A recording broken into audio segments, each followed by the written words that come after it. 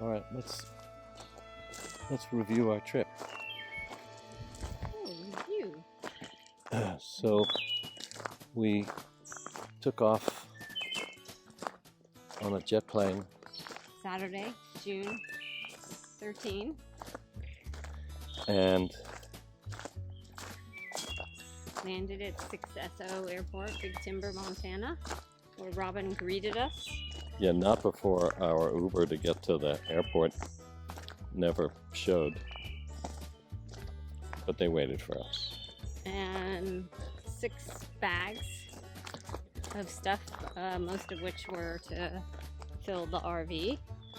And we went and got to see Robin's house in person. And Robin had planned a barbecue that night for a lot of her neighbors and friends. Oh, So we had a wonderful barbecue. That was great. Bobby was MC at the grill with these lovely ribeyes. We went to bed tired, woke up Sunday morning and had a lovely breakfast with friends and neighbors at the local breakfast place. Oh yeah, some new place it was. 10 miles away or so. And then we went back and did some more RV learning and chores. We learned about electric. We learned about water tanks and filters. We learned about hoses, black hose, gray hose, electric, dumping. Yeah, we learned about water filters, buttons. And I guess we saved propane until Monday morning. So we did a little bit more nesting Sunday afternoon, and I guess we spent some time Saturday afternoon and Sunday really going through that RV and taking things out of it. So You don't throw things away. So I made room for some of the things that we brought, and tried to nest in and settle in and move our clothes in on Sunday night, and learned about the water pump and the water heater. And I was all anxious. I forget what we did for dinner on Sunday. Oh yeah, Sunday night we went to dinner at the Grand, and the service took for bloody ever, and the dinner went on and on and on, and then we left and went home, and probably everybody else got a good night's sleep, but I didn't. I was too anxious for the trip, and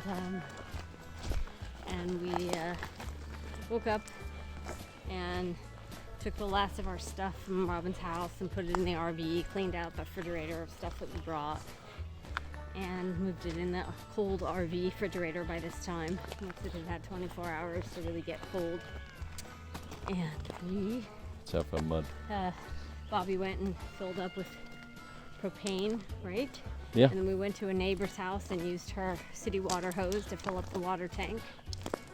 And Great neighbors. and then we went into town, and we went to the DMV, and we switched the title over.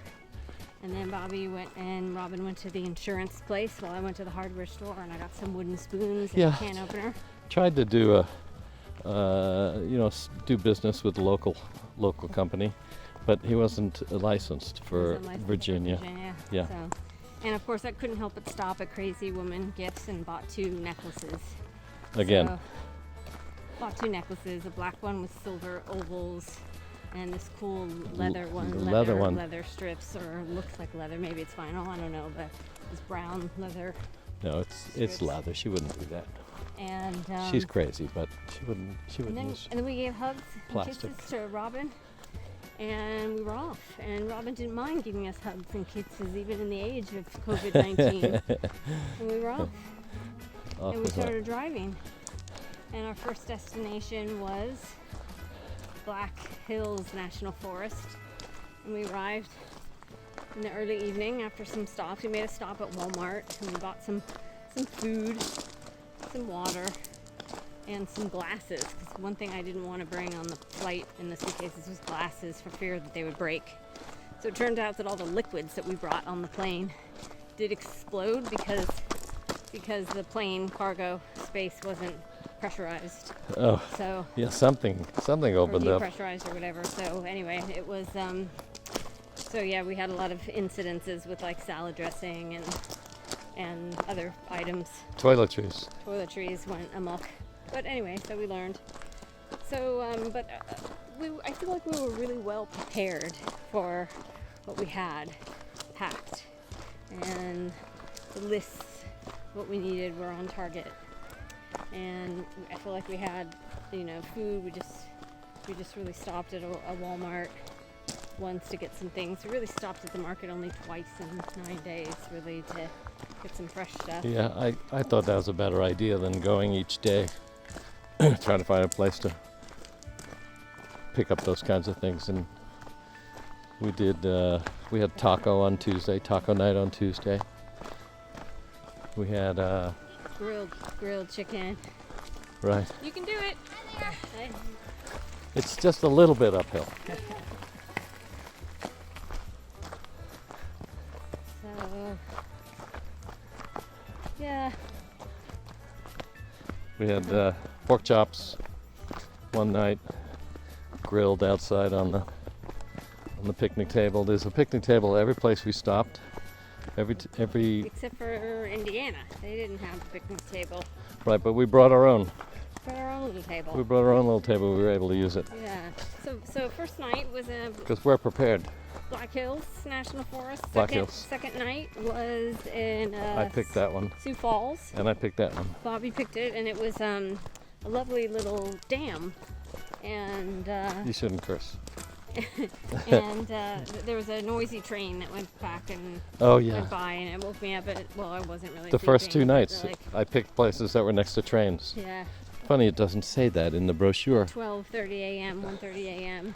And late Tuesday afternoon, before we pulled into Sioux Falls, I had received electronic correspondence informing me that Kiwi White, my birth father, had passed away from a 12, 13-month bout with mesothelioma. So that was a sad night for me to reflect and have my own personal ceremony of gratitude for his life and getting to meet him first off. Know him and know him for 25 years. And Wednesday we were off to Kansas City. Oh yeah, Tuesday night was more or less just a dry campsite. Just electricity is what we had. So, but we were able to drive over to where the water pump was and fill up our tank. So, and then drive back to the. Yeah, through all the stops that we made, the destinations that we stopped at with the land yacht. It was kind of different each night. One would have just electricity or water and electricity or all three. What do we call it? The trifecta? Yeah, trifecta. The trifecta. Tonight, the last night, we just have a electric and water. We have no sewer, but there's a dump on the way out, so we can dump. Right. We can dump on the way out. So since it's our last night, we'll drive home with empty gray tanks, empty black tank, and all will be well for storage for, I don't know, the next week or two until we're ready to get in it again and drive somewhere. Yeah, we're only about a half an hour from home, so not a big drive.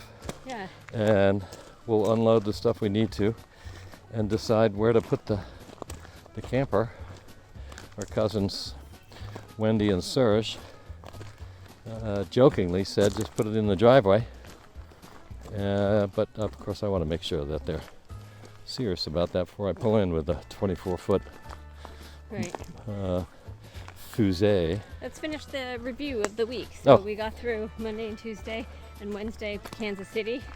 So Thursday was a small town called Evanston, I think, Evanston, Indiana, and it was our most trailer trash experience of the trip.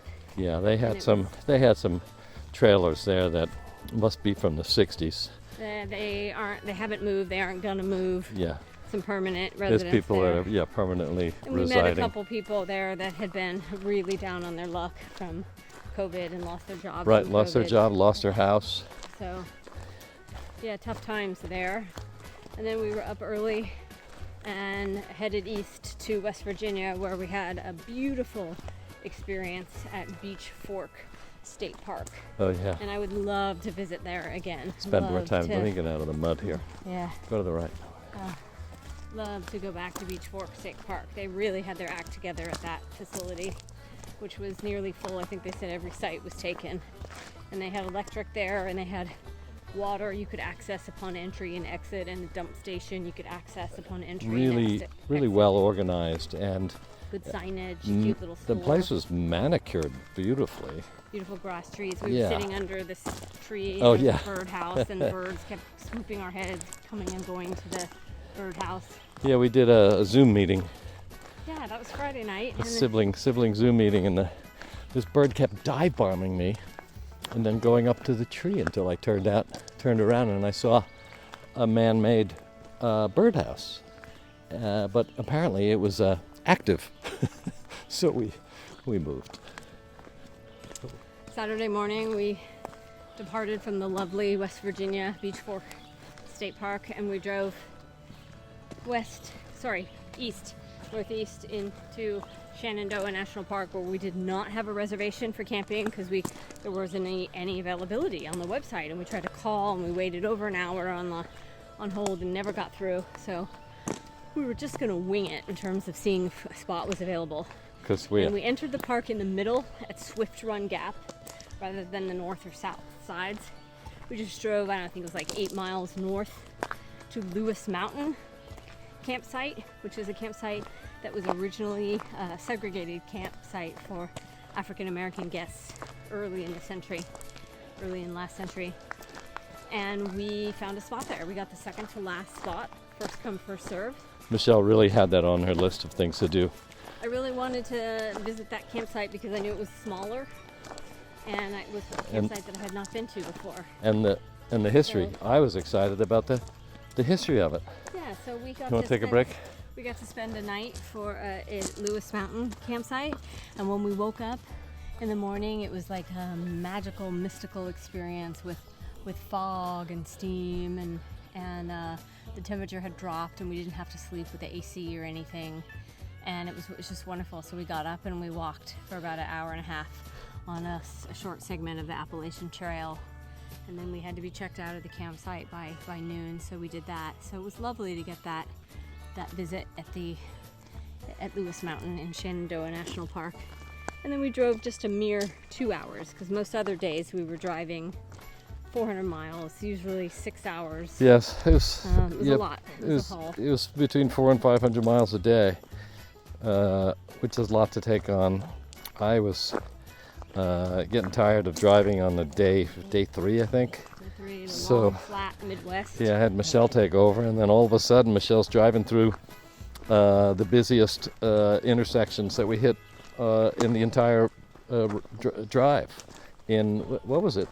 Oh yeah, so coming into Kansas City, Kansas there City. was some No, with the arch. St. Louis. You St. were driving Louis. St. Louis. Yeah, you were driving. I drove into Kansas City. Oh, You were driving okay. St. Louis. But let's hang a while and catch your breath. So yeah. So anyway, so there was one minor casualty, and that was a bottle of Hendrix that suffered an ill fate at a short stop. Michelle hit the brakes a little hard. She was But other than that, all she was was forced all forced to was well. do that. All was well. So that brings us to Sunday morning, and we departed Shenandoah National Park, and we drove a mere easy peasy 2 hours on Route 29 Yeah. to Prince William Forest Park, which is my home park. It's been my sanctuary space during quarantine. And we are here at the privately run RV park on the north side of the park, which is the side I don't have much experience with. And we have one night here before we pack it up and roll it on home tomorrow. And we've got some birds for you to listen to.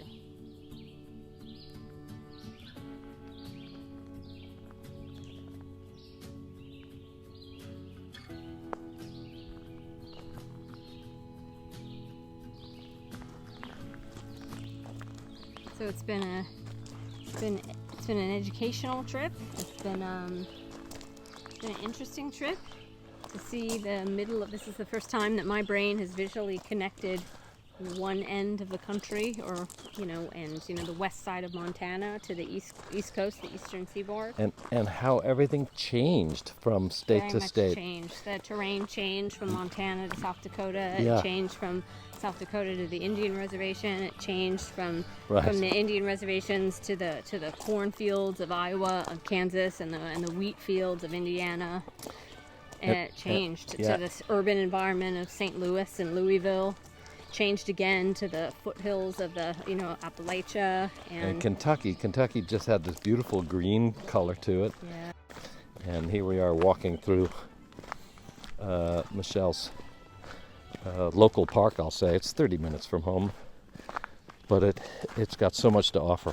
Creeks and rivers and riverbeds you can walk in, and it's not very populated. We barely saw 2 people today walking through here. Things are still pretty shut for COVID-19, yeah. And in terms of the weather we experienced, everything from as chilly as 65 degrees in Shenandoah National Park to as hot as low 90s while we were on the road. Oh, yeah. So we really kind of got a range of things, and I think I ended up wearing shorts most days, but did wear a pair of jeans. So yeah. Yep. So we've come upon a crossroads. Let's take a moment here. So that's our review. So until next time, signing out of the Chronicles of the RV. Yeah. Fusée. The fusée. Fusée. Just a couple of people in there and their fuse. I can't believe how many Middle Americans own motorhomes. That was a shock to me.